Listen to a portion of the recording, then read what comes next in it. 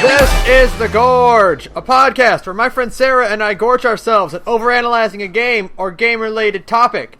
The Gorge is brought to you by Patreon. You can find us at patreon.com/thegorgepodcast. If you give us money, you'll keep the podcast going. Sara, what are we talking about today? We're talking about VA-11 HAL-A, a Cyberpunk Bartending Adventure, also known as Valhalla. Yes, because it'll be tricky if we have to keep saying VA-11 space Vals-A. A Cyberpunk Bartending Adventure. Basically, a visual novel, which, yeah, like I knew it was a visual novel, but it is literally just a visual novel, and that's fine. I love visual novels. I don't think you've played as many as me, if this is not your first.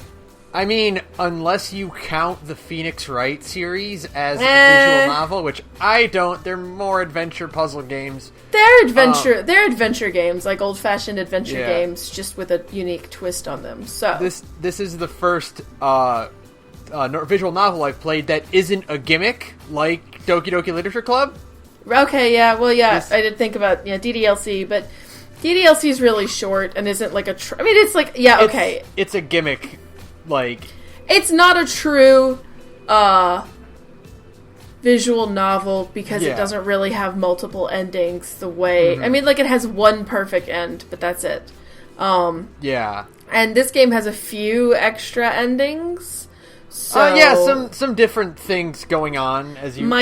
really minor. It's not like a real visual novel, which is, like a lot. And I've played, plenty of visual novels, not like a ton like some people, but I have a bad habit for otome games. So it's my pathetic, shameful hobby is otome games. So I've played a few, and it doesn't have nearly the variety that a real visual novel has, but it's still fun and charming and has a nice aesthetic. So we're talking about it. It's interesting because like it's not quite like you said, not like a visual novel where it's like you have different routes going on and like Jill is hardly the star of the show. No, yeah. Like most visual novels, like you are the protagonist and you are making choices for a character that's meant to represent you, but like this is way more just like a bunch of half-connected vignettes that are just, like, presented to you. Yeah, it's just basically, like, a bunch of really interesting little stories, and they're all really fun, and it's, it's just kind of cute and fun, and I probably wouldn't pay full price for it, because I think it's, like, $15-$20 on Steam at full price, but, I got it on sale, and you got it as a Christmas present. Yeah. So... And it's very charming, and it's got some fucking great music, and it's got... Oh, man. The best music. Holy shit, that soundtrack is great. There's a vinyl of the soundtrack. Really? And it has Jill's face on it, and I'm kind of like... that might be cool. You don't own a vinyl player, though. I do. Do you? Yeah. I thought... Oh, fun. Then you should totally get it. Absolutely. Yeah. Huh, that's dope. Just as like an aside, there's a Nier Automata vinyl, and I'm like, oh my god, I need it. But that said, dope, incredible music, really cool art style, like cutesy and fun, which is great because the game is way lewder than I expected. Oh, like, yeah, it's really saucy. Like I was like, oh my goodness. Oh my goodness, I'm so scandalized right now. I felt like, I was getting the vapors. And the art style does not, like, lend itself to that at all. And, yeah, like, everybody's, like, really cute, and it's a really nice art style. It's very, like, aesthetically pleasing. All of the color choices are very nice and soft, and I love it. And then it's, like, constant talks about sex. And I was just like, oh, okay, sure, we're going there, which is fine. I mean, I'm a grown-ass woman. I can talk about dicks. But I didn't expect it. I didn't know that Valhalla was going to do that. And, it was interesting. Dorothy is the best character in this game. Mm-hmm. 100% Dorothy is the best character in this game because she is just foul as shit and she's really cutesy about it and I love it. She's so great. Oh, she's beautiful. She's wonderful. I mean, she's amazing. They're all really good. Yeah, that's what makes it like fun is that like it's like a big show. It's like a showcase of like protagonists of other games. It totally is. Yeah, that's what it feels like. It's a game about other games, and Jill's just their bartender. You know, like a lot of stuff. Like I guess I can kind of compare this to like a game that I've played, like Hotel Dusk, which is kind of the same thing. Of you're meeting a whole bunch of characters that all just kind of happen to be vaguely connected, but like in Valhalla, you are not the one driving the story. You're getting like the aftermath of like major life events for these characters. Yeah. And they're like talking about things that you haven't seen. So it's kind of interesting in that way in which you as a protagonist take like a back seat to everything. Yeah, and I mean Jill has her own personal arc too, and it's actually very, very good. But I do love the we were saying there's a lot of world building for a game that technically has 4 screens. Yeah. Like, there's a lot going on in this world, and there's literally the bar, Jill's house, her balcony, and the store, and that's it.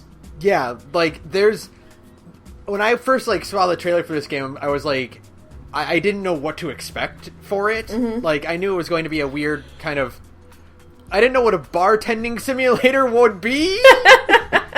Like, do I have to juggle payments and, like, hire employees? Like, what kind of... yeah, that'd be fun. I'd actually play that. What kind of story? Like, it's a cyberpunk adventure? Like, what kind of weird, like, events are going to happen? And, no, it's all really simple and, like, narrow in scope, I guess. Like, you don't,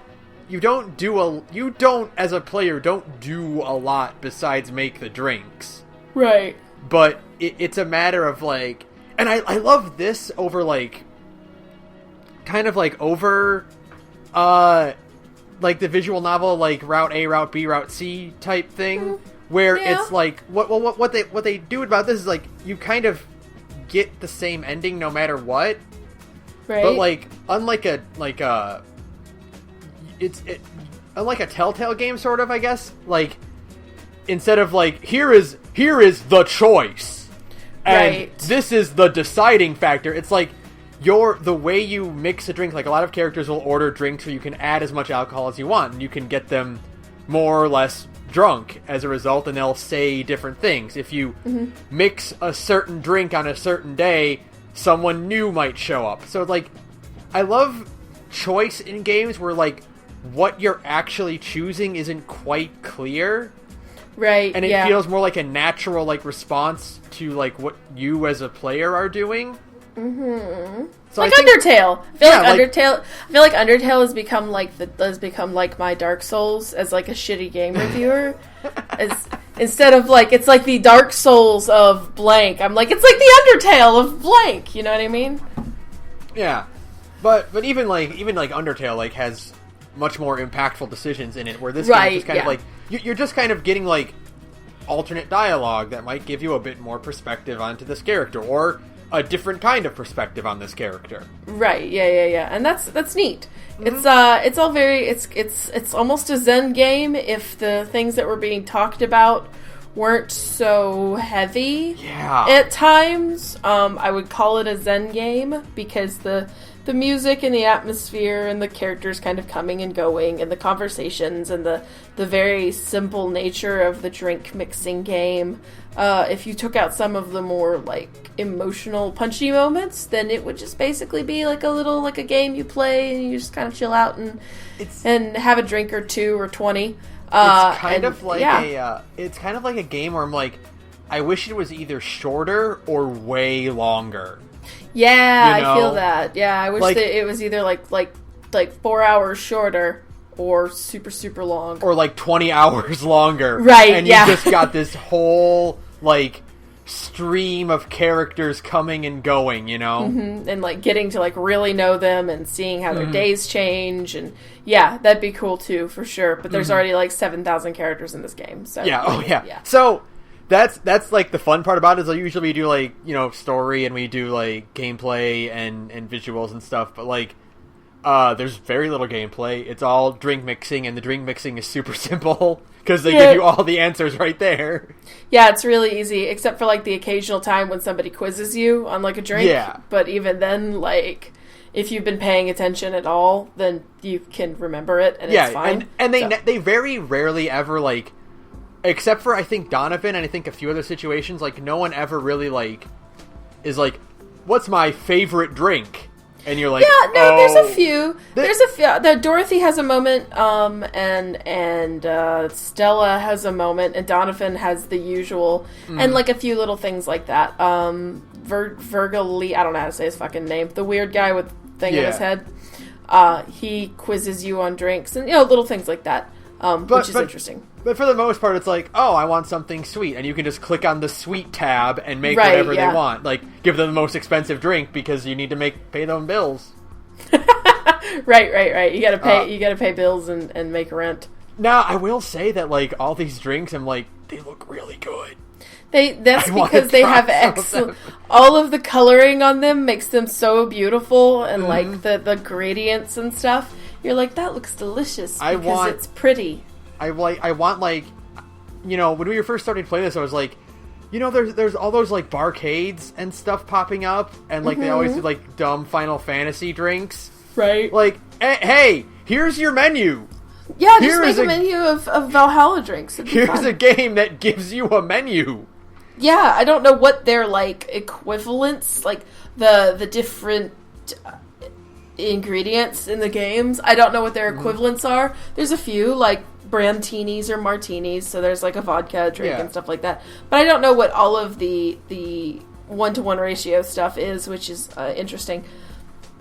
But yeah, no, I would drink a lot of those. I would drink a Cobalt Velvet and a Sunshine Cloud and like a Piano Woman for sure. Like those descriptions they give sometimes, I'm like, oh, that sounds. What would I do? What could I do to make that? How would I? Yeah, the Sunshine Cloud is one that's supposed to have like a chocolatey caramel taste. Like, it's supposed to be, like, kind of bitter, but also have, like, a chocolate caramel undertone. And I'm like, that sounds really good. I'm like, what if I, like, dark chocolate and it'd be like a coffee drink, because it's supposed to be bitter. Yeah, it'd be like an alcoholic coffee.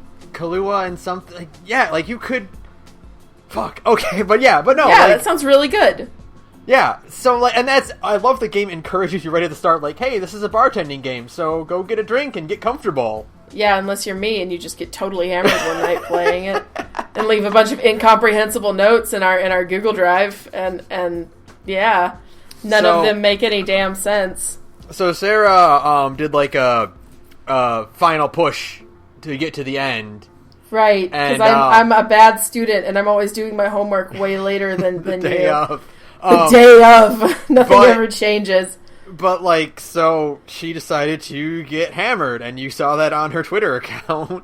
And she was texting me, like, what's it now? And I'm like, all right, let me look at my keyboard and try to figure out what she meant. I really did think that I was being more, like, not to share drunk stories, but whatever. Where is that one? I texted a friend, not just you. Oh, I said, I'm serious, we should go drink at Grumbizoon. And I was like, okay, I'm going to bed now. And when I typed that out, I thought, I'm making total sense right now. And then I checked my text the next morning, and I was like, oh, never mind. I don't make any goddamn sense at all. This is fine. So there's a ton of notes in our Google Docs, and I might post like some screenshots of them on my Twitter. So, you can get an idea. But for real, it was fun. It's fun, though. It was fun. I was miserable the next day, but that's the whole point of the game, so it's fine. Anyways, So for the most part, like, it's all character discussion. Like, it's all there is really to it. Yeah, and I have more to say about, like, some than others. Like, because there's obviously some characters that show up way more than others. Like, there's a character that shows up literally one day, and that's all you get from them. That's it. Yeah. So, Boo. Yeah. But, so I got this order. Like, it's not like in any particular order. I just kind of went down the Wikipedia page for this game. Right. And just wrote down everyone's name, so there's no real big order. That's fine. But we should start with Jill, because she is the main character. Yeah. My other relatable indie video game darling, the weirdo who's afraid she's fucked up her life and talks for her animal that she's obsessed with and is like 27, 28 and is like, what am I doing with my life? Yeah, it's great. Very relatable. She's basically you. Yeah, I know. I love it. She's a little bit more stoic than I am, but she has her moments too. And I'm like, oh, thanks. Perfect. I'm so glad. Between May from Night in the Woods and Jill from Valhalla, I'm getting a very good idea of what kind of a person I am. And I'm like, oh no. Yeah, like, she has, like, moments where, like, it gets real in a very, like, specific way, and I'm like, oh, shit. But even then, oh, wait, what were you going to say? I was like, oh, shit. I'm going through that right now. Yeah, well, the best part is that even when things get kind of heavy, it never gets, like, too self-serious. Like, when Jill's really down on herself, she's still kind of funny about it. And I'm like, thank God. I can't take any more games that make me cry right now. Yeah. I've had enough. I need a game that makes me happy. And Valhalla makes me happy, mostly. So, it's good. Yeah, she's her bedroom by the end, like her little apartment studio thing by the end of the game, having it super decorated is like the most satisfying thing. Oh yeah, I just bought stuff at random, and sometimes like I'd get a day where it's like, Jill bought the thing she liked and was happy, and I was like, oh, I guess I did it already. I guess I already got it. Yeah, cool, thanks. I just think it looks neat. And everything looks all, like, it's all detailed. And, yeah, like, the game is so aesthetically pleasing that even like, Jill's little tiny, shitty apartment is, like, the most comfy-looking thing in the world by the time it's all decorated and stuff. And she has a kotatsu, and I'm like, you're living the dream, you weeb. I want a kotatsu, but those things are like $300. She can buy just an assortment of game cartridges that don't work, and I'm like, oh, that's me. That's you. Perfect. I buy cartridges at random sometimes. Just because they're there. Yeah, no. I just want a kotatsu, especially with how cold it's been lately. Man, I'd love to have a kotatsu. They look so cozy. But, yeah, she talks for the sake of her cat, and I love it. I didn't realize that at first. Because, like, dogs talk in this game. That's true. There are actual talking dogs in this game. And I was like, okay, well, I guess 4 is just a talking cat that Jill is friends with. And then, like... No. Dana comes over, and Jill talks for 4, and she's like, oh my god, that's the cutest thing I've ever seen in my life. Oh my god, I know. Oh my god, it's amazing. And it's very relatable, because I always talk for the dogs when I'm home alone. And I'm like, if anybody saw me right now, they'd be so ashamed to know me. and yeah, she's interesting. It's always fun to actually get to see her face, because you see it so rarely. The bit where her and Alma switch places is like my favorite part of the whole game. Oh, that's real good. It's so good, and it's really cute, and I love it. Yeah, it's, she's just, I'm gonna say this a lot, but everybody has really good character designs, and even Jill's is really, really strong. Oh, yeah. Oh, and the title screen with Jill on it is, like, the best. I don't know, my it's God, so dramatic. So good? It's so beautiful, right? Oh!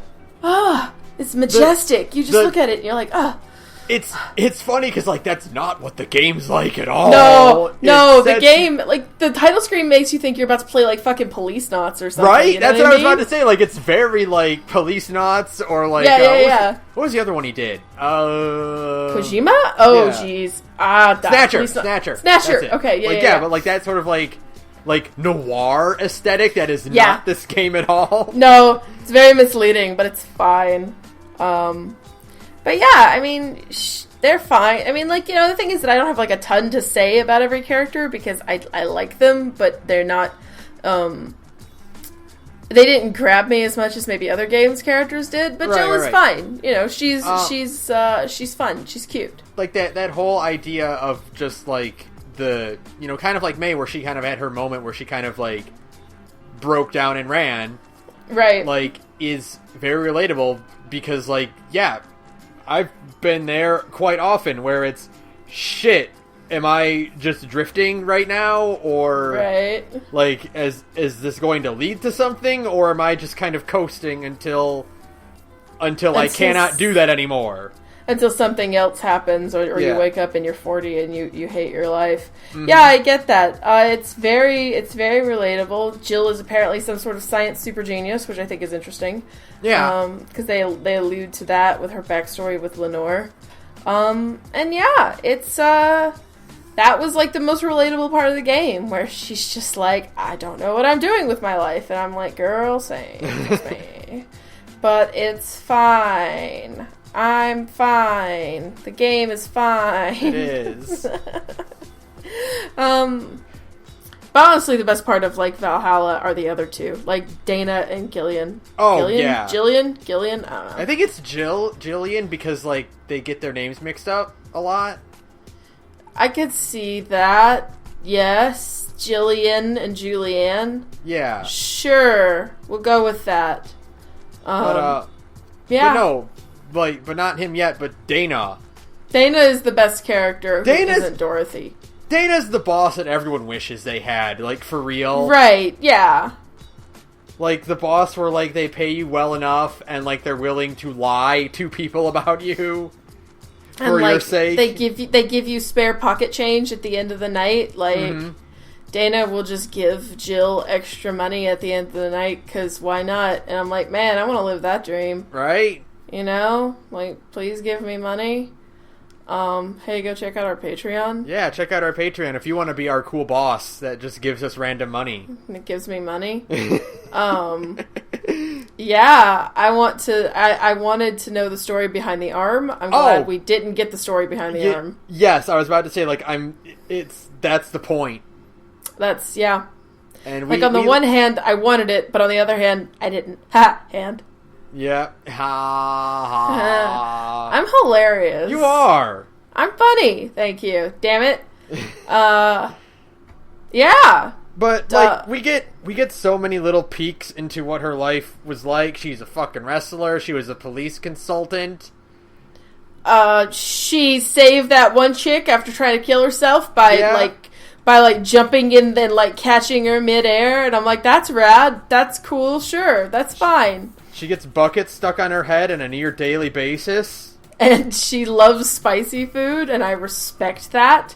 You know, she's like, this mild spice chicken isn't spicy enough, and then Alma and Jill eat it, and Alma's like, I'm dying. Yeah. And I'm like, yeah, that's how it's supposed to be, damn it. That's how you eat your food. It's supposed to hurt you.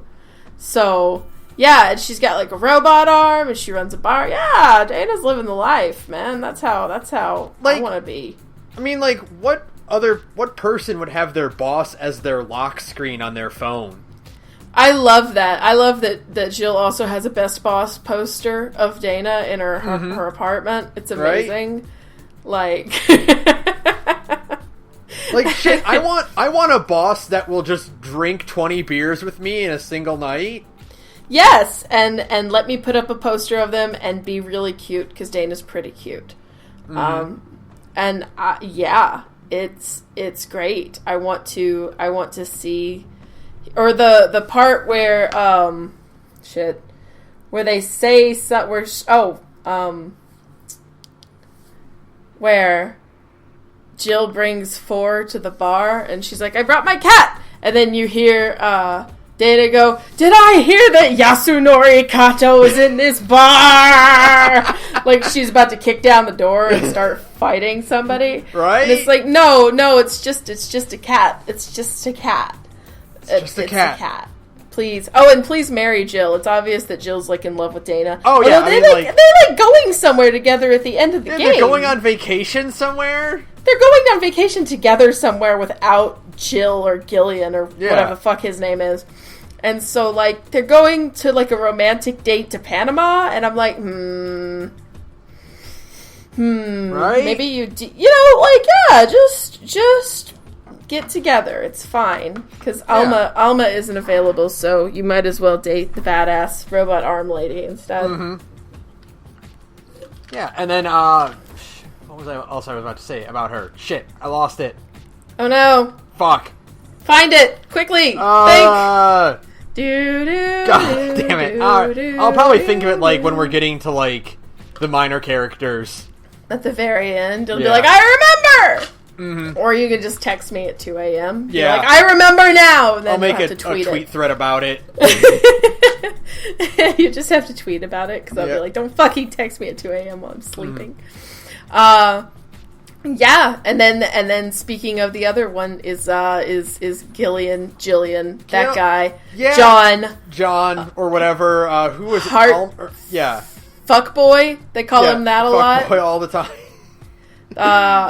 They call him Fuckboy and John and oh my god, so many different names for him, and it's great. Mm-hmm.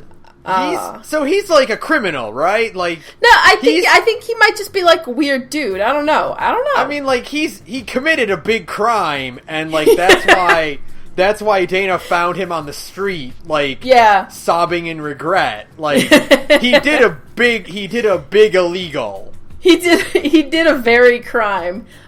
He did a very, very crime. And I would like, again, it's like I really want to know, but I'm glad I didn't find out. Like, you know what I mean? Because, like, it's implied that Donovan recognizes him from Tiananmen Square. Yeah. That, like, was that the Tiananmen Square? Or no. was that, like, it's Tiananmen Square hinted 2, that, like, Electric Boogaloo. Gil is older than he looks, like, in a certain conversation. Yeah. And he's like best friends with Jamie, who's like he kills people for a living, as Jill puts it at one point. He's like, and he just disappeared for like a whole weekend. Dana's once, like, that happens. Just like bye. And it's like, okay, sure, but still worried. And yeah, it's interesting. Yeah, I wanted to see the girl he fucked at the end of the game, too. They kept mentioning... That was the weirdest thing. Yeah, it drives me crazy. I expected, like, it to be a character that we saw earlier. No, it's like, it's implied he's got a crush on some chick from the bazaar. Yeah. And, you know, it's like, you thought that at first everybody's like, did he fuck Miki, the idol? Miki. But no... And so then it's like, oh, so he got it on with her. Can we see her? That'd be cool. It's neat to think that he's got like a lady. Yeah, like, is that... Like, that's what I mean. Like, I want this game to be either, like, a week less or, like, 2 months longer. Just keep going until the bar shuts down. Let me work till the last possible day. Right? Damn it. I'd never say that about my actual job, but you know... But that, like, fits in with the whole, like, we're not seeing everyone's story. We're getting the aftermath of the story. I know. Gil got fucking laid, and everyone can see it. But we, as the audience, don't get to know jack shit about it. Yeah, and he won't even, like, I guess because he's like a secretive dude. So he's not going to tell you everything. But, like, damn, bring her to the New Year's party or something, dude. Right? I'm dying. Right? You know? Like, just something. Whatever. I need deets, man. I need deets. I need to know, because I'm deeply invested in all of your lives, okay? I'm your bartender, and you need to tell me everything. God damn it. Oh, well, he's probably some kind of fucking terrorist or whatever. It's fine. I like that he can't actually leave Glitch City. He's just kind of like... It's like the only place he can keep his secret fucking identity up. And, like, everybody is working to help keep Gil. So he's gotta be, like, some sort of crazy like killer man, murder man. Well, he's got a fake identity. He's taking on the name. Yeah! Like, he's got the employee records of the guy who fucking threw himself off a roof with the flight potion. Like, the floating potion or whatever. Yeah. Anti-gravity, whatever the fuck it was. Yeah. Which is, again, another story I wanted more details on, but it's fine, I guess. That's what Valhalla is about. This game feels like a sequel. Really. It does! Oh, man! It totally does. And I was gonna play, like, you know, in the start screen, there's a prologue that's about the weekend with the dogs. And I was going to play that, but I ran out of time. So maybe I'll talk about that on Twitter when I actually play it. Yeah. But the point is that, like, it feels like a weird sequel thing. Where I'm like, okay, stuff just kind of... But I guess that kind of makes sense. because it's supposed to be like a little slice of all these people's lives. So they're not going to explain a thing that everybody already knows. Yeah, I think that's what makes this kind of really interesting, and it's kind of like, if you're going into this expecting like a satisfying conclusion to a story, like, you're not going to get that. Jill's plotline doesn't start until like 2/3 of the game in. Yeah. For one thing. It just kind of happens. This is just a bunch of quick vignettes about a huge herd of characters. About a bunch of people with a lot of fucking issues, and you're just kind of there for the ride, and it's fine. You are not going to resolve all of these issues. You're not going to resolve barely any of these issues, but you're going to be pretty invested by the time you're done. Yeah, they're all at least interesting, so you're still, like, you're with it the whole time, and that's nice, that's nice. So, yeah. What's next? Who's next? Donovan is next. Donovan's an asshole. He's just J. Jonah Jameson. He's like a worse Jonah Jameson. Yeah, he's just an asshole. He's just like the fucking worst guy. I'm like, whatever. I'm glad. When I saw him for the last time, I was like, good, bye. Yeah. I don't miss you. Leave me alone. Go. You're gross. I hate you. So yeah, he's like gone. At first, it's like, oh, he's just like this weird, boisterous like guy, and I'm sure he's got asshole guy. I'm sure he's got like some nice moments about him. No, he's a piece of shit. He's just a piece of shit from start to finish. He's just a big, loud asshole. He talks about titties, and he harasses Mickey, and you know, it's like, fine, whatever. You're just a big, gross asshole. Whatever. I'm done with you. It's like that Seinfeld quote where they're like, maybe there's more to Newman than meets the eye. And Jerry's like, no, there's less. Yeah, that's it. The only thing that I thought was interesting was the fact that he's like, I cheat on my wife all the time, and she cheats on me. And I'm like, all right, that's fair. Sure. All right. As long as you're both... as long as you're both fine with it, then whatever. You do you, homie. As long as it's an agreed-upon situation, I guess that's cool. Cool. You do you. But whatever. I don't care about Donovan. I do care about who's next, so I'd much rather talk about her. Yes, Say. Say is my waifu. Say is my giant one-eyed ball, so muscular, carry me. I wrote in the notes, and this was when I was like really starting to like feel all of the vodka I had put away. And so my notes are, Say is my wife, she's so buff, take me to Valhalla, no, wait, take me to your Nirvana in your giant arms. She's big. She buff, and I love it.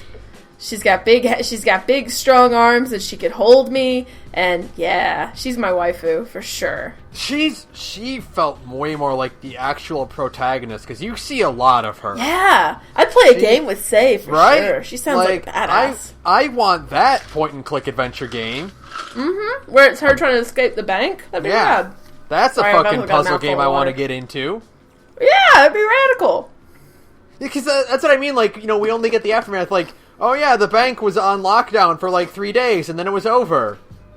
And there were like 100 dead people inside the bank when it was all said and done. That's a story. That's a fucking game in of itself, right then and there. That is a fucking adventure game to like break down into like a 30-hour game. Yeah, it's just like a real-time escape the bank kind of situation. But I guess not. I guess we only get like half the story, which is the point.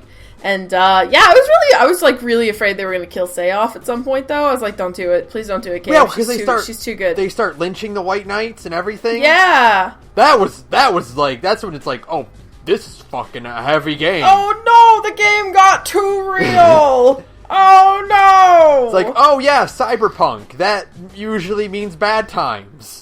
Right, everything sucks. It's cyberpunk. That's like the whole point of the genre. Shit, I forgot. I was having fun making drinks. Yeah. Yeah. And then you even realize, like, oh yeah, these drinks are made of like powders. Yeah, because like real alcohol is too expensive now. Yeah. And like they can't even like finding like real beer is like super hard. Oh, right. It's like a cyberpunk hellhole thing. I forgot. Damn. As an aside, this is like totally unrelated to Say, but whatever. I love that the 4chan equivalent in this game is populated entirely by women who are cool. Like, it's like the funniest thing ever, because as soon as a dude logs on, they're like, "Oh my god, it's a boy!" And I'm like, yes, that's the best part is that they act exactly the same. They all look exactly the same. As soon as you get a 4chan full of girls, a dude shows up, they're like, oh my god, it's a boy! Pics or GTFO! You know? Dick pics or GTFO! They're doing the exact same, like, green text equivalent, and it's pink text instead of green text, which is great. Calling people normies and telling them to get out. Like, yeah, oh man. Talking about, like, weeb shit, and there's, like, assholes coming into, like, the video game threads just to talk shit. And you're like, oh my god, it's just 4chan all over again. It's perfect. It's like, it's, if you want to deal with 4chan, but you don't want to deal with 4chan, just play Valhalla. You can kind of get that same feeling. It's it's a 4chan simulator. Yes! It's a 4chan simulator. That's what we're going to call it. But no, like, Say's whole deal, like, being, you know, this paladin type, and... Yeah, she's, like, nice and helpful and stuff. And she's so sweet, and she's, like, constantly risking her life to save people, and then she gets fucking wrecked.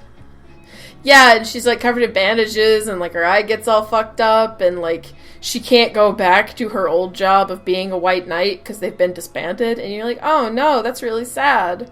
Oh. And, like, her and Stella, like, having the whole bodyguard and princess dynamic going on. I know. I'm such a sucker for it. I'm like, are they gonna get together? Because I'm actually a 14-year-old girl when I play this game. I'm like, it's so cliche, but I love it. I love it. It's fine. No, it's great. It's great. Mm-hmm. Because I mean, like, they have they're a whole, both like, cute. They have a whole, like, childhood thing going on. Yeah, they're like childhood friends, and Say is like the poor girl, and Stella is like the rich girl, and they're obviously in love, and you should just get together, and where the only thing I could really, like, say genuinely disappointed me about Valhalla is the fact that they don't get an ending slide. Yeah. There's, like, no ending slide for Say and Stella, and I'm like, man, that kind of sucks. Because, I mean, like, they were, like, major recurring characters. They get one with, what's his name? Virgilio? Yeah, Virgilio. Yeah, Virgilio. But, yeah. If you get all of Virgilio's drinks, Virgilio, fuck. Whatever. I think it's Virgilio, because he's pretentious. Oh, right. Yeah, if you get his ending, they show up in that one because they're connected to him. Okay, well that's fair then, but I don't care about him. I care about them. I wanted them to get their own ending slide because they're cute. It's so cliche, but I love it. Whatever, I love it. It's fine. They're so anime. She's even a cat girl. Stella's a cat girl. She's a cat girl, and they come up with a bullshit way to hand wave it and be like, oh, it's like a health thing. But no, it's just because you wanted to put a cat girl in your games. Don't fucking lie to us. Whatever the name of this fucking company is. Games. No, Sukeban is just the publisher. Oh. The developer is something else, but it doesn't matter. Sukeban is actually, I think, the ones who put out the Steam version of Yume Nikki, the Dream Diary game. Oh. That just came out, like, last week for free. Like, you know, Yume Nikki is Yume Nikki, and everybody knows what it is, right? Yeah. But it finally got a Steam release, like, for free. I downloaded it, and I don't know what I'm doing with it yet, so I'll get back to you. But Sukeban is the ones who put it on Steam, I think. Okay. Yeah, so they're like a weeb game publisher, and I like that the game is a little, like, the game keeps alluding to the fact that they know this, that they know they're just, like, a big fucking weeb game publisher, because they joke about, like a weeb game console on Girl 4chan, and I'm like, this is the best game ever. I want to live in your horrible cyberpunk hellhole, because it's just a bunch of fucking, like, weeb shit everywhere, and there's, like, whole consoles devoted to monster girl waifu games, and yeah, it sounds great. Sounds perfect. My kind of future. Absolutely. Mm-hmm. Yeah. But that said, I guess we don't have to talk about Stella there either, because we just covered her with the... Well, we can just fold into her real quick, too, because, like... Right. I mean, she's got the most anime design. Well, no, I guess Dorothy's more anime than Stella. I don't know. Stella has drill hair. Yeah, but Dorothy's a little girl. Yeah... I don't know. And she's also a robot. She's like a robot sex little girl thing.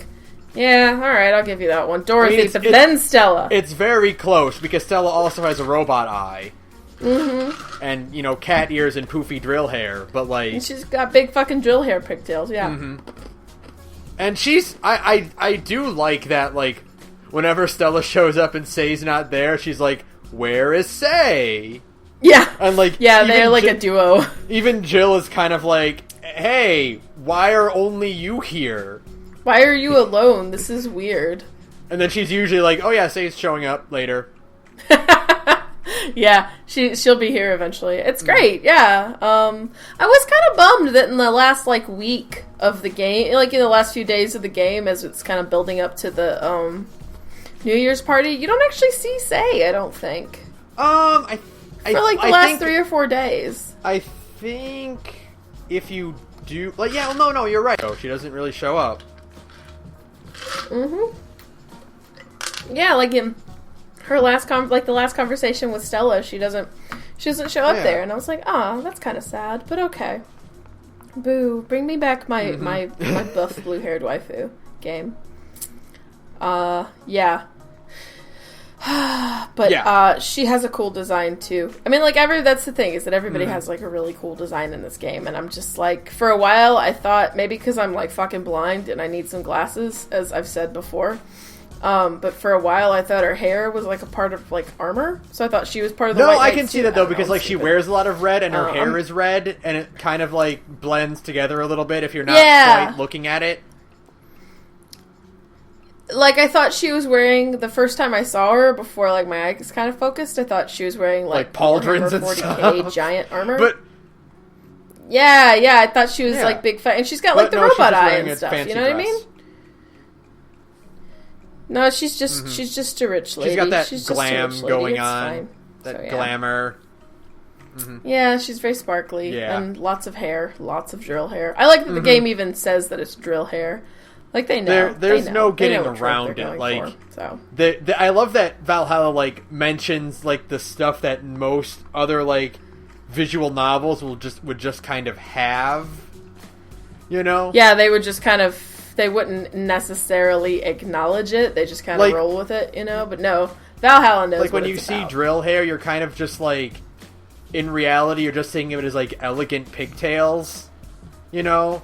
No, it's drill hair. It's kind of like when you see a character with, like, an old character with, like, blue hair, you just kind of auto-correct it to white. Right.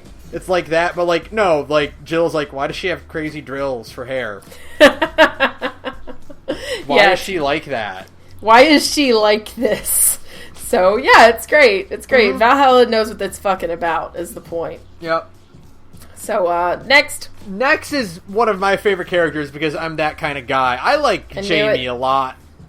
You would. Like I said, Jamie's another one of those, like, protagonists of another game. Yeah, he's off having, like, crazy fucking killing dude adventures, you know? He's Adam Jensen. He's just Jensen. He's just a big, buff, 90s Adam Jensen. Like, he's Jensen, like... if he was in the first Deus Ex game. Like, if Adam Jensen was in, like, a side-scrolling beat-em-up, he'd be Jamie. Yeah, that tracks, for sure.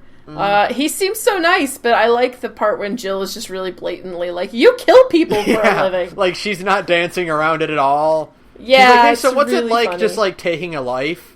Like, killing people for money, and he's like, can you not be so rude about it? But no, sorry, dude, he's that's like, what hey, you do. This is my job, and I'm proud of my work. Your work where you kill people. Please, ma'am, I'm a professional. This is just what I do, alright? I like his weird, and with this we can kind of fold this into the next dude, too. I think one of my favorite parts in the whole game is the bit where, like, out of nowhere, Ingram just turns nice because, like, him and Jamie are like, let's talk about alcohol together, blah, blah, blah, blah, blah. And then suddenly both of them are, like, nice and friendly and talkative, and you're like, who are you people? Right? Like, that's...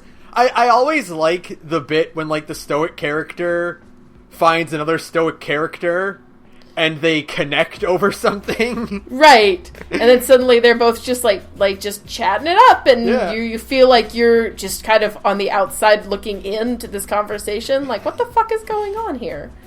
You're friendly right now. Yeah, I thought you said you hated this place. You're being nice. Oh, I love fucking Ingram's, like, never coming back here. Yep. And then he comes back, like, every month.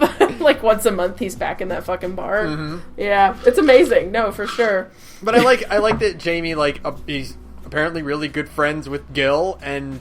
Yes. Like, I guess they probably have talks about murder. I'm sure about, like, all the murders that Gil may or may not have committed, ? Yeah, it's interesting. It's weird, and again, like, I kind of want, like another game from Gil's perspective. Oh my god, I would actually play the living really shit out of that. Like, I would love to see what goes going on in his fucking life. You know if there was ever a sequel to this game, like in a completely different location, I'd want it to be about Gil. Yes, please. That would be dope as hell. That would be awesome. Like, again, not really a lot of answers. I just want to see more of them. It's really just more that I just kind of want more of this, like, this city is really neat. Yeah. You know, it's like a cool concept. There's, like I said, a lot of really interesting world building going on in Valhalla. So, yeah, it's a game I would like to see more of. And there's that game you were telling me about that's like a sequel, but not. Yeah, well, it's like a prequel because, like, it has the character that shows up near the end that is Dana's friend from the police force. Oh, yeah, okay. Yeah, she is in that other game, and I can't remember the name of it. There's apparently a handful of cameo characters too. I only got one of them, but like, okay, there's like 3 cameo characters from that game that you can get as like bonus guests if you give a specific drink on a certain day. Huh? Okay. Like it's like an off menu drink, so you have to kind of make it yourself. Right. Or look it up, which is what I did, but... Right. Like, because it's like, I was looking like, okay, well, what do I make for this character on this day? I'm just going to look it up to make sure I don't screw it up. And it's like, I don't know what that drink is. What? That's not on the menu. That's interesting. Okay. Yeah. I'll look into that, because again, I literally just finished it like 2 hours ago. Yeah, and so, I mean, you don't get a lot, it's just like, hey, they show up and they talk, and they mention some things that probably happened in their game. Right. And then they leave, and it's like weird because it's by a completely different publisher and stuff, so it's weird. I don't even think Sukeban Games did the publishing for it. I think like did they not? So maybe it's just that like the writers for this game and that game are friends. Maybe it's probably something like that. Okay. But I'm gonna look it up and I'm probably gonna tweet about it, like so I get the name in there. Right. So that we don't just like fuck it up. Yeah. Yeah. But no. I also like aside from that I wish Ingram showed up more because I thought he was going to because he's like one of the first characters you meet, and he drops like a pretty interesting story right away, and then just doesn't really show up much after that. Yeah, he's just kind of like an asshole who just is kind of an asshole who hires Dorothy to be his daughter once a year. Yeah, and like it's implied that he murdered the guy who killed his real daughter. Yeah, that's interesting. There's there are these whole stories that you just don't get all of the information about. I guess that's the point of the game. Yeah, it's interesting. I like it. But I would have liked for him to show up more because I like that he's not like Donovan. Donovan is just like an irredeemable asshole. Ingram is like a fun asshole. Ingram's like he's like an asshole, but like. You can tell he's more of, like, a defensive asshole, and that he's just, like... Instead of, like, scum? Yeah, instead of being, like, a huge dick, he's just, like, he's got a lot of walls up. Yeah, and you're like, oh, that sounds interesting. I want to see what's going on back there. I guess not. Because it's like, like you mentioned, like, he hires Dorothy to be his daughter, and, like, Dorothy mentions that without name-dropping Ingram. Mm-hmm. And so it's like, oh, God, what kind of fucking weirdo... just hires a sex robot, Lilim, to be his daughter. Like, what's going on there? And it's like, oh, it's probably sad. Okay. Oh, no. Damn. I have a better idea of what the story is now. Now I'm sad again. No, Damn. I can't laugh at this. It's fine. I'll find a way. Mm-hmm. But yeah, no. But who's Ingram's next? got a really great design. Ingram does have a nice design. That's kind of like the reason I'm bummed he doesn't show up more is because he looks good. He's got a nice sleek look going on. He's got like a thing around his neck like his head's been like stitched on or like something? a BJ Blazkowicz like thing going on with him. Like, what's going on there, buddy?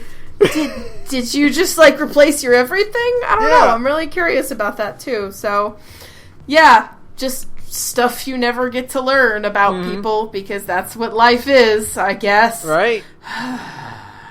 All right, next. All right, next is a character that we really, really don't learn a lot about, and that is Kim. Oh. Kim is a character I am like nothing about. I'm just like, your story is interesting. All right, bye.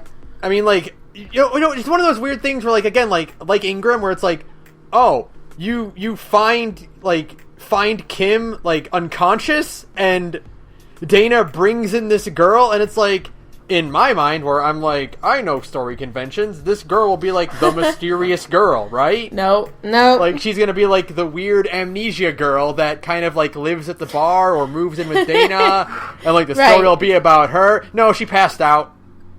No, she just passed out because she tried to kill herself, and Dana saved her from jumping off, like, a bridge or something, and that's the whole story. Okay. And she works with Donovan and has a crappy job, and then she quits. And, like, cool. Yeah.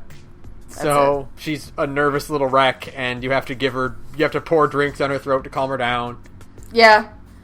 And, like, you know, she's funny and cute, but that's kind of it. That's it. I'm looking at the wiki now. She's only in 3 days of the entire game. Really? Yeah. Oh, okay. That makes sense. Yeah, she's, like, barely there, and she isn't quite as, like, I think Ingram is only in the game, like, 3 times, but Ingram's I don't know. In it 3 or 4, but, like, he's way more memorable because, again, he has a really great design, for one thing.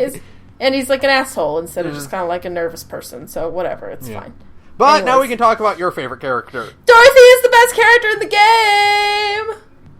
And Dorothy is the best. She's super cute, and she's, like, really gross, and I love her. There's so many, like... Dorothy gets so much more play than, like, everyone else. Like, there's such a huge push for Dorothy. Dorothy and Alma, man. They're, like, Dorothy, Alma... If this was, like, a more conventional visual novel and Jill was... If you were, like, playing as Gillian instead of Jill, like, it's obvious who the romance options would have been. Oh, yeah. Like, it's Dorothy, Alma, Say, and Stella, obviously. Because those are the ones who are around the most. And, like, I guess if you were playing as Gil, then Jill would be an option, but don't do that. But the point is that Dorothy gets a lot of play, and she's just amazing. She just is super gross, and she talks about weird shit all the time, and her and Streaming Chan have a great moment where they both just run off into the night. They have, like, the most uncomfortable the game will ever be. It's amazing, though. They're like, here, let's just talk about lewd shit all the time. And I'm like, this is awesome. I love it. I got to that part, and I'm like, oh, boy. I didn't know I was afraid of this exact thing happening. This is the worst possible scenario. I love it. I think it's great. Because, like, yeah, Dorothy is just, like, fun. She comes in, she has, like, a fucking, like, existential crisis. It's great. She's always talking about, like, the weird upgrades she gets. Yeah. Like her... At one point, she's like, I bit my tongue. I didn't want to use the spare tongue already. Yeah. I'm like, you're vile. I love you. She replaces her fingers with guns, and... Yeah. And I think is it Jamie who's like, you can't do that? Oh, no, it's Ingram. Isn't it Ingram? No, it's Alma. Alma's... Oh, yeah, it's Alma. No. Alma mentions the gun thing. I think Say is the one who's like, it's illegal. That's right. But then she doesn't write her up. She's like, yeah. Because that's like really nice of Say to not like arrest her for that. Yeah, but I think Alma is the one who's like, you could find, there's like a way to make that sneakier, I think. Yeah. And Dorothy is, like, really, really attracted to the idea of being hacked because she's just vile. Which is, like, the funniest thing ever. The funniest scene in the game, where she's like, Alma, if you just say hacking words into a microphone, like, every Lilim is just, like, sploosh. It's such an untapped market. Just say dirty hacking words into a mic. And make tons of money. It's like I was telling you, it's like Dorothy watching, like, CSI. And it's like where they get to the part where like they have to find the video game hacker man. Yeah. And like to her it's just like cheap porno. Yeah, it's like really bad like, cheap porno. Yeah, they're like, we've got to get into the mainframes, and she's like, oh, they're faking it. Oh, they're wearing too much makeup. Oh, yeah. Oh, that's so good. lame. I prefer amateur stuff. It's just a video of some script kiddie on 4chan trying to like fish somebody's account details. Trying to get into like a banking system. Yeah. Oh, do it dirtier. Catfish the hell out of that asshole. I don't know. Dorothy is the best character in the game, okay? Oh, she's great. Her existential crisis is super relatable, and she has a full character arc. She has a full character arc. She goes from being like Slutty McSlutterson, and then she's like, oh God, is anything real? Am I real? Are you real? And then Jill's like, calm the hell down, please. Yeah. And then she comes back and she's like, I did some research about my body, and for some reason that made me feel like I was actually here in the world. And I'm like, oh, that's nice. And Dana hires her to just hug Jill for an entire night. Oh, it's so great. And then it turns out that, like, Dorothy basically did it for free because Dorothy loves Jill. Because Dorothy is the best character in the game. Did I mention that? She's the best character in the game. That was so, like, great and perfect for both Dana and Dorothy to be like, yeah, I hired her to just hold on to you the whole night. Just hug you. Yep. So there's just a tiny robot clinging to Jill while she's apparently, walking according home. to Jill, that Dorothy, Lillim are very warm, and I'm like, oh, that sounds nice. Yeah. I want a cute robot waifu. But like like even Dorothy's great because like she's also a great world builder because of her nature of being a Lillim and like discussing AI and all that. Yeah, no, it's great. You get a lot of really cool info dumps about what Lillim are, and yeah, it's super interesting. The whole game. Like the whole adoption program that they go through. Yeah, you have to spend time with like a parent until you've reached maturity. Yeah, and that's then awesome. you can upgrade to an older body, like as your mind matures, as your AI develops, like you upgrade to different bodies, and it's like, that's fucking really interesting and cool. Very interesting and incredibly cool, and yeah, there's, like I said, there's a lot of very cool world building going on in Valhalla that I wasn't expecting. I was like, it's like a Cyberpunk Bartender game. I guess we're just gonna have some like neon lights and shit and some robot people. No, you get like a whole backstory about the world and explanations and the evil Zaibatsu Corp. Yeah, the Zaibatsu Corp. Where I'm just like, Pat, no. You became the evil. That's one of those things where like I forget that Zaibatsu is an actual word that is like that has a definition. Wooly, I trusted you. like I'm playing Yakuza 0 and like they mention the Zaibatsu and I'm like, oh, that's right. That's a term for a thing that exists in the actual life. No. Oh man, but no, there's just a ton of really good world building in this game, and Dorothy is a great source for it. And yeah, Dorothy is the best character in the game. Fuck you, fight me. She's great. Next, I'm glad she showed up every day. The next character, I am. The next character is Alma, who is like the second best character in the game. Yeah, it's Dorothy, and then as Dana calls her affectionately, Titty Hacker. Mm-hmm. And that's true. I mean, I think I even call her Titty Hacker in my notes. Yep, that's right there. Yep. Yeah. And I mean, she's not wrong.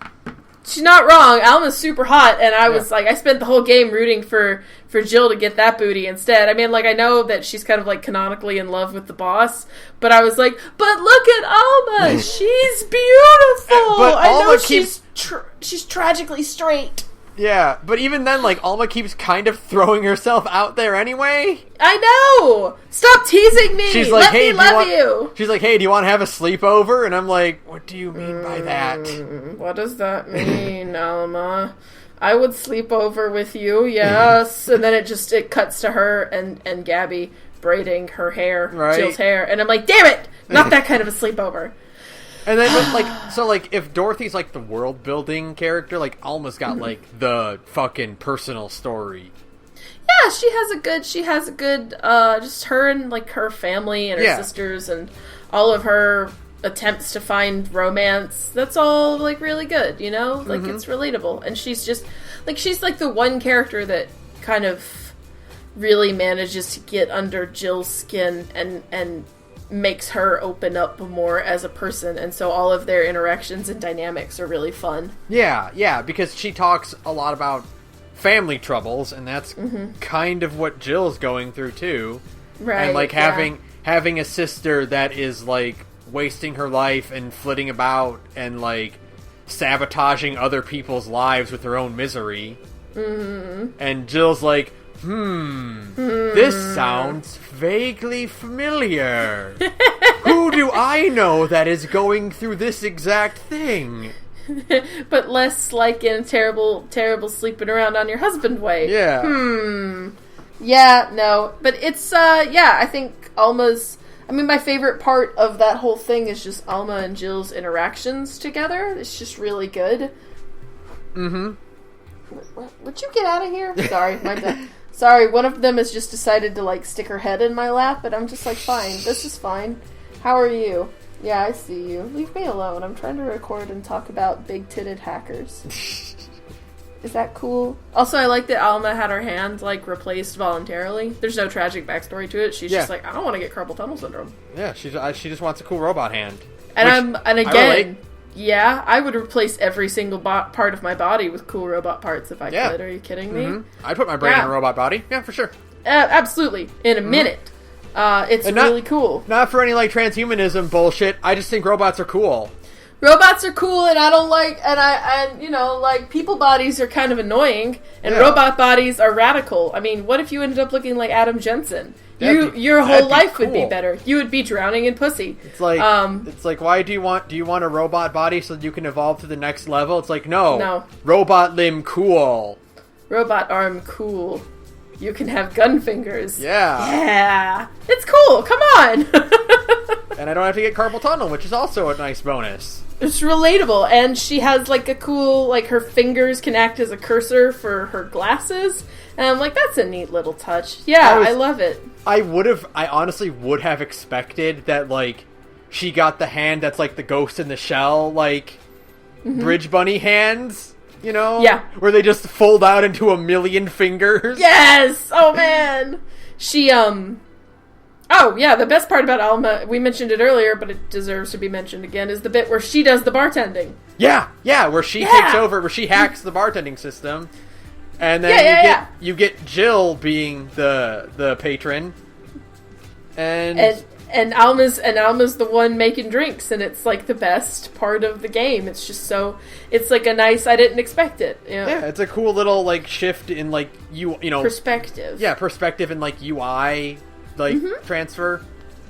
Yeah, the little glitch effect was cool, and I was like, oh, this just happened. Neat. And then, there's Jill on the other side of the bar, and it's like a real perspective shift. And you're like, oh, I have to see this from, like, somebody else's, like, shoes for once. It was a nice moment. It actually does, like, a lot more than you'd expect for, like, giving you a better perspective of Jill when you are not, like, her. Yeah, when you can't, like, hear her inner monologue, you get an idea of that she really is kind of, like, a very quiet, secretive person. And that's really interesting, yeah. It's a lot like in Phoenix Wright, like in Apollo Justice, how Nick is, like, really stoic and, like, calm. And like a badass. And then you think about it where it's like, no, that's just because we can't hear his thoughts right now. Right, exactly. I have no idea what's going on in his head. And that's what makes it like cool, and that's like such a neat little one-time thing that happens. Yeah, there's a lot of little one-off segments in the game that never come back, and that's kind of neat. I don't know if you ever got like where someone actually took Jill's invite up to go smoke in the alleyway. And like I've gotten a few where like they'll come sit with you in the alley, but nobody smokes with her. That's what I mean. Like and you get like a fucking Metal Gear Solid codec. Yes. Oh my god. Yes. Yeah, like those are cool little things. And those are optional. Like, if you don't give someone the right drink, they'll say, no, I'm good, I'm just going to hang out here. Huh, okay, I didn't know that. That's neat. Mm-hmm. That is neat. There's a lot more choice and stuff going on than I realized. That's like what I mentioned in the beginning, where it's like, there's way more choice than you think, and that's why I like this, because you're making decisions and the game is taking them into account without, like, alerting you of what you did. Yeah, it just feels more organic that way. Mm-hmm. That's neat. That is very interesting. Cool. I did not know that. Huh. But speaking of Metal Gear Solid Codex, let's talk about Rad Shiba and Nacho. Nacho, his big boss, who is fucking. Nacho was just big boss as a dog. That's it. Making outer heaven for dogs. It's just outer heaven for dogs. That's all it is. Hey, speaking of dogs, my other one decided to join us. Hi. We're talking about you now. Yes. Just a bunch of fucking talking dogs, and Dana hires a dog and doesn't really hire a dog because it's implied she's not paying him. Yeah, I love the moments where Jill just spends like an inordinate amount of time like wondering like, what the fuck is this dog doing here? Yeah. Like, are we really paying him? Do dogs need money? They're being funded by Nacho, but so does he need this job? Yeah, no, it's amazing. How do they know Dana? What is going on? And like in the meantime, long extended sequences. And there's like this whole conversation going on without her. Yeah. Because she's too busy thinking about like, why dog? Why? Mm-hmm. Why?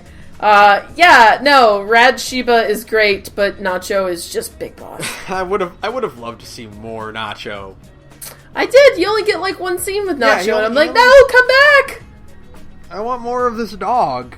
I want to see more of the dog. I was sad that after they introduced Rad Shiba, that he wasn't like a thing every single day. There were days where Rad Shiba doesn't show up, and I'm like, where is the dog?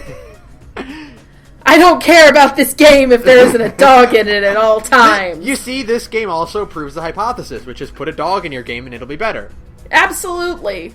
We can see the cat every day. Why can't we see the dog every day? Yeah. This is discriminatory. I want to see the dogs every day. I demand DLC of the dogs. This is exactly what I was talking about, where I'm like, oh, dogs can talk in this game, so maybe 4 can... No, 4 is just a cat. And is there an explanation as to why dogs can talk? Maybe it's in the prologue stuff, but be. I don't know. But dogs can talk and run a dog toy company.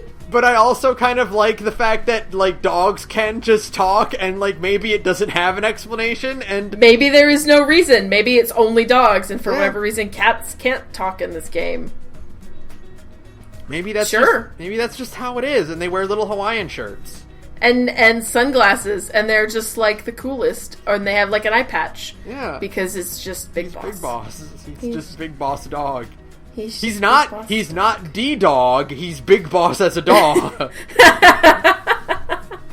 Would Nacho's D-Dog be like a human? No, Nacho's D-Dog would be a cat. Yes, that's right. Mm-hmm. That's it, yes. Mm-hmm, for sure. God.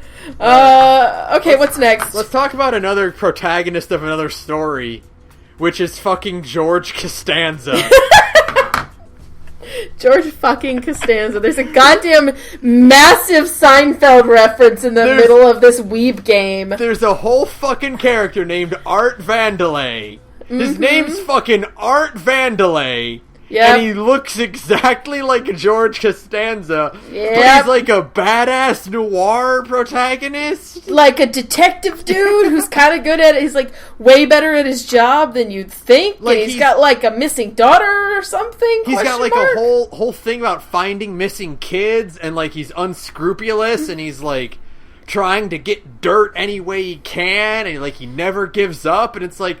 And it's like a fucking Seinfeld reference in the middle of this goddamn weeb game. What is going on here? At first I thought it was like a joke, like it's a parody of like that kind of noir thing where he's like, he thinks he's like that, but he's actually incompetent. But then people are like, no, like he's like, oh, how'd that case work out? Oh, I solved it. Oh, you're actually good at this. you actually know how to do this. Oh, okay. And it's just fucking George Costanza. It's just George Jason Costanza. Alexander. I'm losing to a bird. I can't do a Jason Alexander voice. I apologize. Who's next? I'm embarrassing myself. Streaming Chan is next. Oh no. I loved that, like, fucking Nico chat logs show up on the screen. Yes. When Streaming Chan takes over, when she hacks your fucking jukebox. Yes. Oh, she's such a weirdo pervert. She's just a weird pervert lady thing, and the best part of the game is, again, when her and Dorothy run off into the night to get into trouble, and you're like, oh no, this is the pair that doesn't need to happen. Oh no. That's some premium content. Yeah, that's, that's the future of cam girls right there. Yeah. Here's my VR. She's like, here's my VR model, and this game came out like 2 years ago, and now I'm like, oh no, they do. It's real. Oh god, the future sucks. Oh shit, we're living in a cyberpunk dystopia right now. Oh no, the give up machines are real. Shit, the future sucks. Oh no. Yeah. Oh my god. Alright, who's next? Next is someone who's way more wholesome. She is good. Kira Miki is fun. Kira, she's sweet. She only shows up twice in the whole game. I know. I'm like, come back. I thought she was going to be like a whole major character, because again, like, she's set up as to be one. And then, like, because, like, you get her blog. Like, you meet her and you install her blog on your phone. I guess because she is, like, an actual superstar, she can't just hang out in, like, a dirty, gross bar all the time. So the way they make her still a character is to let you read her blog. But still, she's cute, her design is pretty, and she's, like, an actual nice person. Isn't that nice? It's like they could have gone the easy route and made the idol, like, a huge bitch. But no, she's nice. It's really nice. Like, she's a great character. Like, again, like, hero of another story. Like, fucking... She has a whole life that we don't get anything on. Yeah, she kind of drops out of nowhere that she's, like, dating her manager, and they kind of just decided to do it one day, because why not? And like, it wasn't even, like, a big thing. It's not even, like, a creepy way, either. It's just like, oh, they really like each other, they get along well, so, alright. Let's go for it. We're dating now. Alright, cool. Yeah. Yeah, and she's just... She's good. She has a cute design. I wish you could hear, like, you get one of her songs. I wish you could get more of her songs. Or that it had actual lyrics, but I guess they had to keep up with the MIDI style music. But yeah, no. Next. Fucking the weirdest character in the game, Virgilio. Oh god, I have, like, nothing to say about this character beyond, like, I mean, the reveal is really good for him. Yeah, the bit where he's like, I'm actually not an idiot. That scene was actually pretty good. Did you not get the actual reveal? I didn't get his ending, no. Oh, he's the White Knight that saved Stella and Say. Oh! Yeah. Oh, that's nice. Yeah, cool. He's the one that, like, that protected them when they were kids and killed his partner. Oh, that is nice then. Good for him. He's like an actual interesting guy. Like, the reason that he's still in the fucking city is because he acts like a weirdo and draws attention, because that way no one pays attention to him. Yeah, that makes sense. Huh. Cool. I knew that he was like, I mean, I got the bit where he's like, no, I'm actually not an idiot. I'm just, like, this is just an act. Like, I got that bit, but I didn't get his ending. That's cool. Cool. Oh, yeah, it's like, that really helped out, like, a lot. Because, like, yeah, again, I'm like, this fucking guy is ordering drinks that are, like, abstract concepts.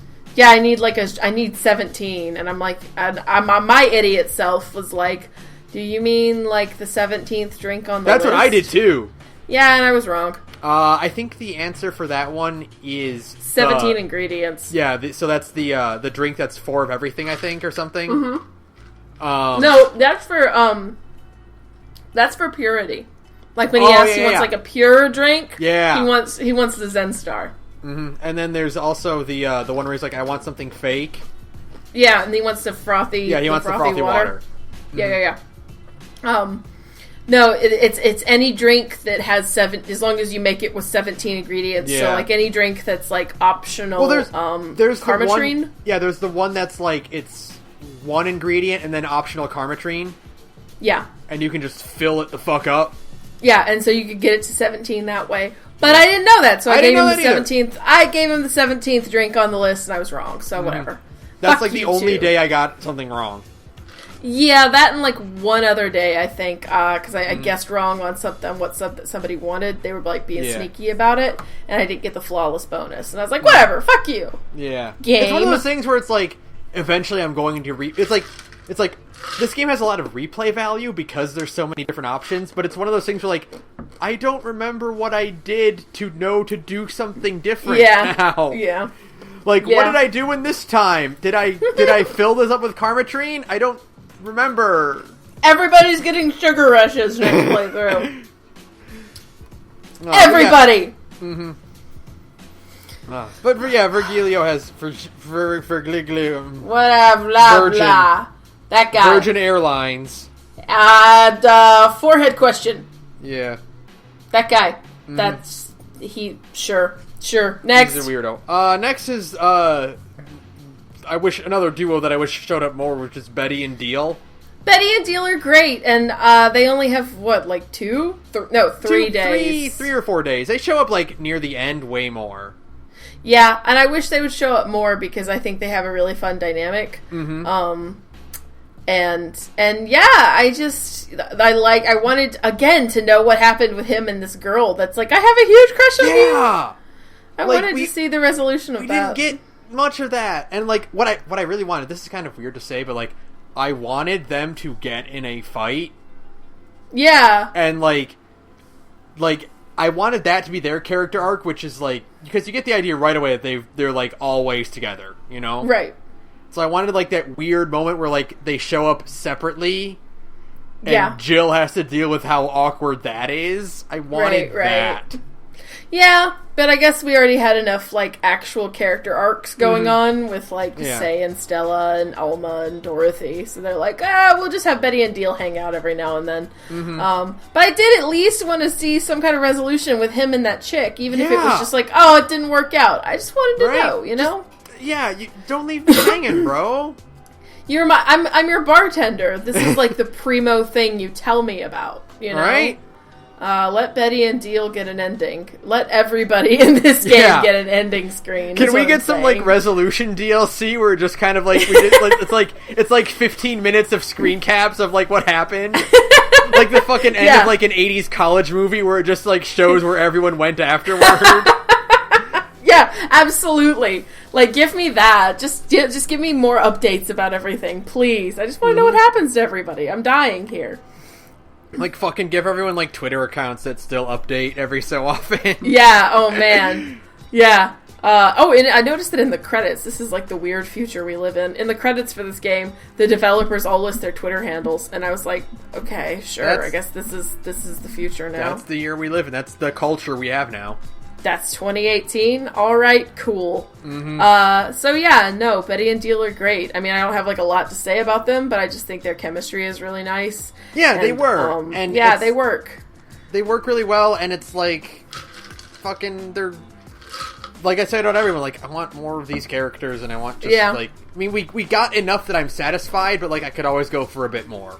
And next is a character that I thought was like, again, way more impactful than he actually ended up being, which is Taylor, or they ended up being.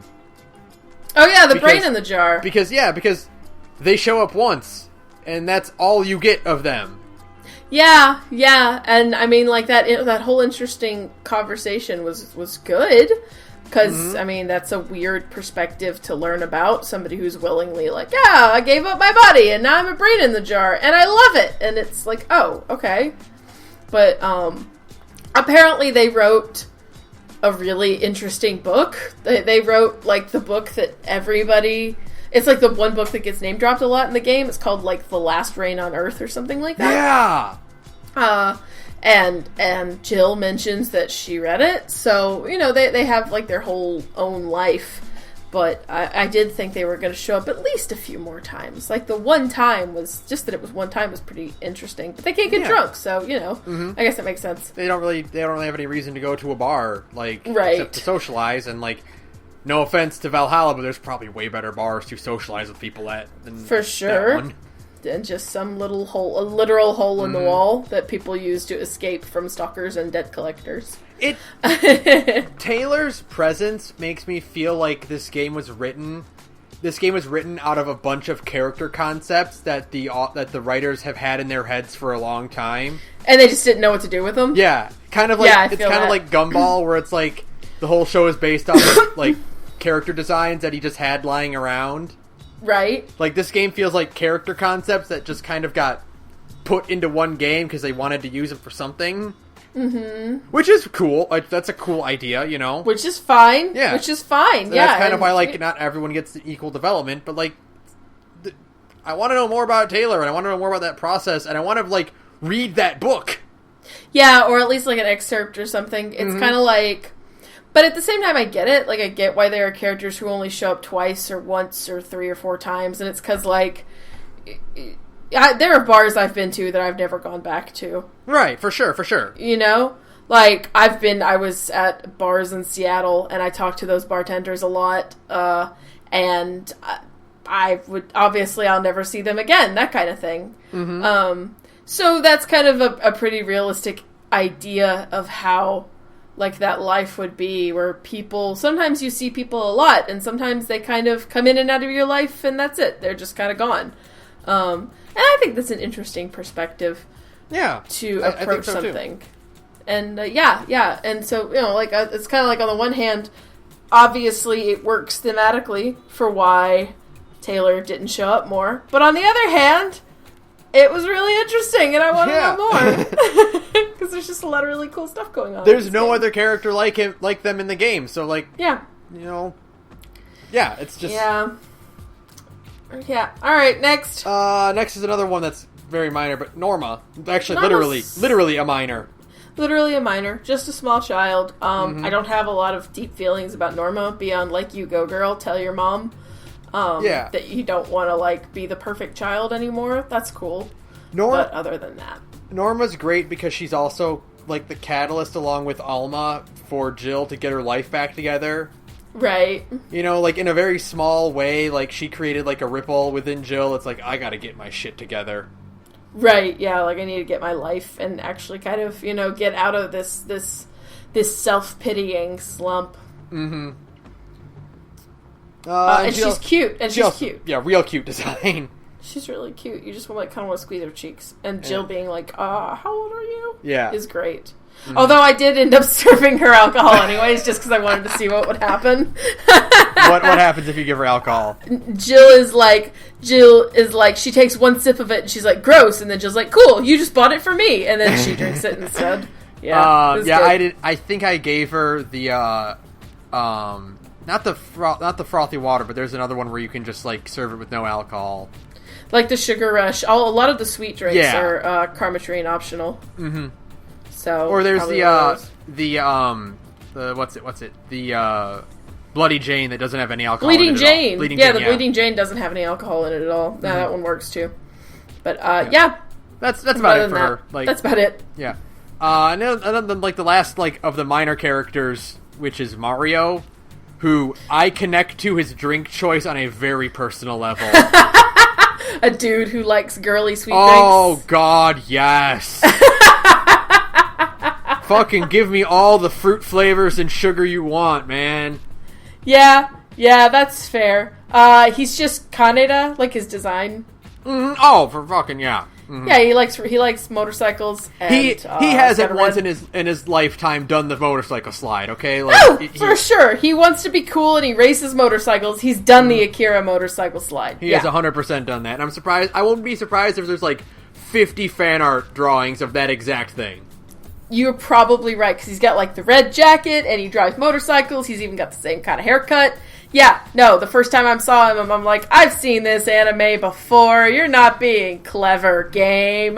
This is Kaneda if he was a pizza delivery guy. Yep.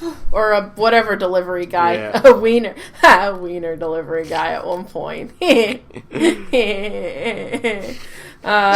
mention that, but I love that Jill, of all characters, cannot put in the order for a bad touch. Yeah, she can't do it. She's like, bad touch. I feel it though. The whole time 12. They were making the whole time they were making wiener jokes in that game. I was like, ha, dicks. It's like a genital. They're talking about a wiener in a box and they're gonna cut it up. Because I'm 12. Yeah. It's fine. It's fine. Next, finally, no, wait, there's two more. There's two more. We get to, like, the actual, like, more story-driven, well, kind of with Anna, who is... I don't know what her fucking deal is. I thought she was going to be more of a thing. Is she a ghost? Is she, like, a hallucination? Because it's implied that she's connected to Dorothy. Yeah, like, she is Dorothy's mom's actual daughter who died. But she didn't, she didn't die, like... She's just, like, invisible now? They explain, it kind of gets mentioned in, like, an offhanded info dump that it could be, like, her nanomachines. Yeah, her nanomachines created some kind of ghost. Yeah, like, it rendered her invisible, or, like, it's, like, her intelligence, like, preserved in the nanomachines. I don't know. It's weird, but she wears a skirt over her jeans. And, like, that's, like, a huge sticking point? Yeah, and she's only got one arm. Yeah. It's weird. and she can read Jill's thoughts? Because she's, like, aware of the fourth wall? Because she's constantly saying, like, oh, your thoughts are right there in the middle of the screen. Oh, it's because you're the main character. Yeah, and she can change the UI background. And she can, like, make the TV channel. Like, when she's in the screen, you can't turn the TV off. Yeah, she hacks the TV and, like, her image is there. Right. Like, staring at you. Yeah, which was weird the few times it did that. And it was like they kind of went hard on it in the beginning of the game where Jill's, like, really tired and Anna is there and you're like, oh, that's weird. Maybe the game is going to be kind of spooky, like a Madoka thing where you think it's going to be like a cyberpunk bartending simulation and then there's, like, weird fucked up shit going on. Yeah, it's going to get dark or, like, Anna is, like I said, like a hallucination or just, like, an imaginary friend that Jill cannot get rid of. Yeah. But no, she's a nanomachine ghost, question mark? I guess. Sure? Like many things in this game, it's unclear. Yeah, Anna is the only, like, my major sticking point is that I feel like they didn't do anything with her. Like, they had this character concept, like you said, and then they made it, and they're like, oh, we need to explain it, and the explanation sucked. Like, out of all of the, like, vignettes we get, and, like, out of all the characters, like, Anna is the only one who actually legitimately feels undeveloped. Yeah, like, unfinished. Like it's this not is like, actually not good. It's not like, oh man, I wish we could have gotten a better look into their lives. It's, they did not explain Anna well enough. They ran out of time. Yeah. And they're like, shit, just come up with an explanation. Just do it. Anna feels like an unfinished character because what we got is like a nothing, really, ultimately. Yeah. Like, why is she so fixated on Jill? I guess because of Dorothy? So does she hang around Dorothy? I mean, I think it's also because Jill's the only one who can see her. But why? Yeah, that's the part that's never explained, is why can Jill see her? And it's just because she's the main character, so then why is Anna, like, genre savvy? I don't know. It just felt like a wasted potential in a game full of otherwise pretty developed storylines and concepts, you know? Yeah, for sure. So, like, it was like, oh, you were going to do a spooky thing. Oh, I guess not. And then you forget about her for a really long time, because the beginning of the game is like, oh, there's a spooky thing going on, never mind. And then you go about your day, and then other things become more important, and then Anna pops up, and you're like, oh man, it's the spooky, weird AI ghost girl. And then she's just like a nothing. That was weird. I don't know. I don't like her story. It's whatever. So, Finally. So finally, there's only one more character that actually shows up, because I don't really have a whole lot of notes for Lenore herself, and she's not actually in the game. Yeah, no. But her sister Gabby is. And that was a rough moment. Like, I had to, stop playing for a little bit.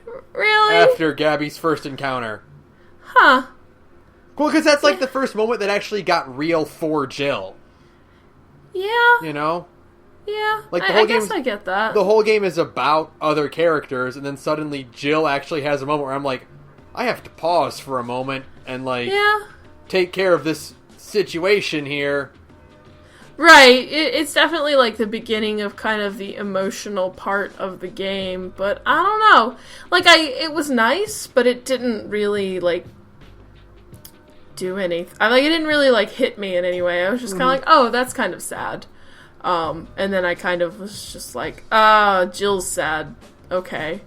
I don't know. It didn't really, strike me. No, I in feel any that. way. I feel that. I guess because it's, in my head, I'm like, it's been 3 years, you know? Yeah. I don't know. I guess it's because they were so close. They were together for, a long time. I don't know. It just didn't do anything for me. But it was... the ending is really cute, so it's fine. And there's also that whole thing of, she always kept meaning to to apologize and, finally work it out. And it's when she's finally starting to build up the nerve to do so, it's like, oh, nope. Well, nope, you don't get that chance now. No. Yeah. I thought Gabby was lying at first. She technically did kind of lie, because at one point she said that as soon as Jill left, Lenore started having chest pains, and then she's like, actually, no, I made that up. Yeah, no, that's why I thought she was, lying about Lenore being dead. Yeah. She's like, yeah. I don't want you to try to contact my family, so Lenore's dead. Lenore is Leave dead. me alone. Yeah. Right. But no, she's just, actually dead. Yeah, she's like, okay, well, we don't get that reunion. Oh. Yeah, I guess it's kind of how to deal with the whole you don't get that emotional satisfaction of resolving those feelings. And that's kind of tragic, but yeah. But they have I don't know. They have a really nice scene at the end. The ending scene is nice, and the change in the title screen was cute. Yes, I liked that a lot. And the bit with her and Alma braiding Jill's hair, I thought that was really cute. I was like, that's nice. Yeah, it's always nice. I like that. Jill offers to be Gabby's big sister. Because they were so close. After when her and Lenore were dating, and then it's they want to continue that, and that's really sweet. That's nice. Yeah, that part was really good, where it was just kind of you mean more to me than just being my ex-girlfriend's sister. I actually saw you as a sister as well. Yeah. That was a nice kind of emotional moment. And, it was cute. It was good to kind of see Jill be a more responsible kind of character. And that was it's the culmination of all this character development. Look at that. Like a whole character arc. How nice. You know what I mean? Like a conclusion but Gabby... happened. Yeah, it's a conclusion and an emotional core for the story. And that's good. But Gabby herself, I was just kind of oh, that's a little sad. And then, I don't know. It didn't really strike me too deeply. But, which is weird, because again, I'm a video game crybaby. But for some reason, I was just oh, that's a little sad. And then I moved on. I don't know. Yeah, I don't know. Maybe it's because I've just been I've Well, probably because you've been hit so hard by other moments. If you had played Valhalla a year ago, maybe it wouldn't. It would have probably gotten you better. But you're I've been through Nier. I've been through Nier, and it's the end of Act 2 of Tales of Berseria. And I think part of it is also not to get too real, but I've had that thing where I was just nope, I'm done. And I just cut somebody out of my life, and unlike Jill, I didn't regret it one fucking bit. There was no regrets at all, and attempts to post chopping that out, that person out, any attempts to reconcile afterwards, I just felt dirty. I was oh, why am I still talking to you? You were a terrible person to me. So maybe I just didn't understand. You're can't relate. That can't relate. I don't understand that regret, because like if somebody yeah, and when you get the whole story of kind of Jill and Lenore's like fall apart, like I really was more on Jill's side. I was too. Like, yeah, for sure. like it's not your life to live. You can't do that. You can't do that to someone. You cannot accept a job for someone. Right, yeah, like that's not your life to like live. So in my head, I guess I was like projecting my own stuff onto that, where I was like, man, I ended a long-ass friendship for just because I was realizing, like, man, this is a really shitty, toxic situation. I should get out of it. And I've never felt any regret about it whatsoever. Mm-hmm. So, like, maybe in that case, I just can't, like, wrap my head around that level of regret, maybe? Right, I don't know. Yeah, because to me, I'm just like, no, that sounds healthy to me. Mm-hmm. But I don't know. Maybe that's just me. Yeah. But the ending was nice, and Gabby is cute, and it was nice to see Jill kind of step into the shoes of adult responsibility finally. Yeah. You know? It was... Yeah. This game, like, and I like getting all the vignettes at the end for every character, like, mm-hmm. like, if you got their full deal, like, you got a little bit about their story, like, and where it led and stuff. Right. And I don't know if everyone has one, but because I only got, like, a couple. Not everyone.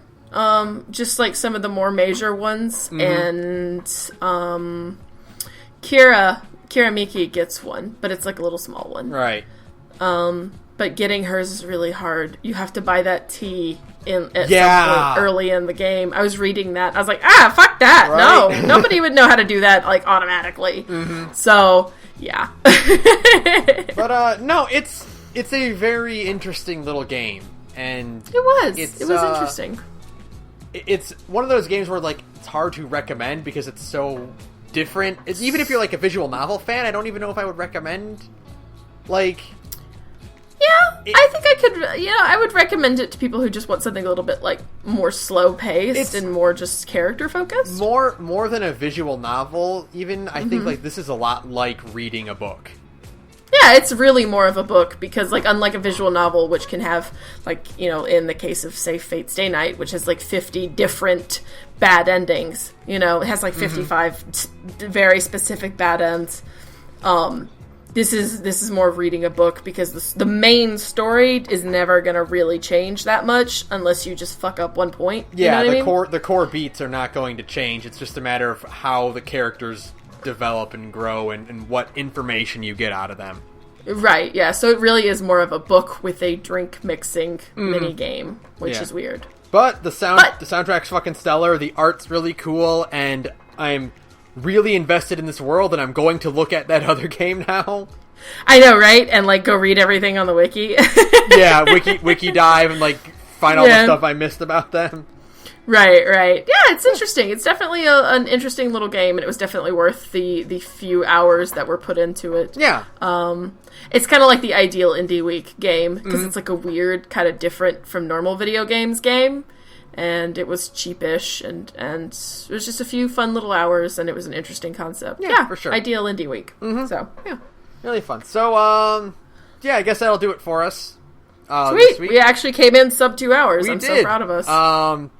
Thanks to Broke for Free for use of background music. You can find us on Twitter at The Gorge Podcast. You can email us at thegorgepodcast@gmail.com. And Sarah has another podcast, which she'll tell you about right now. Oh, what a nice intro. Hey, I'm in another podcast. It's called Big Gay Nerds. It's an LGBT live play tabletop podcast where me and a bunch of friends get together and we play different types of systems, like tabletop systems. Right now we are still playing Blades in the Dark.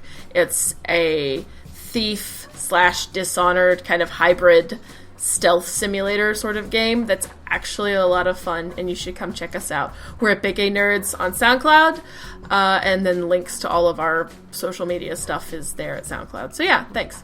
Alright, so that'll be it for us. This one's easy. Fuck Donovan. Fuck Donovan! So gross! Just... the part when he's, like, following Kira in the car. Yeah, that was the part when it went from being like, oh, you're kind of gross to, like, oh, I actively dislike you. So, I want you to leave. Yeah, fuck Donovan. Fuck Donnie. Good night, everyone. Good night, everyone.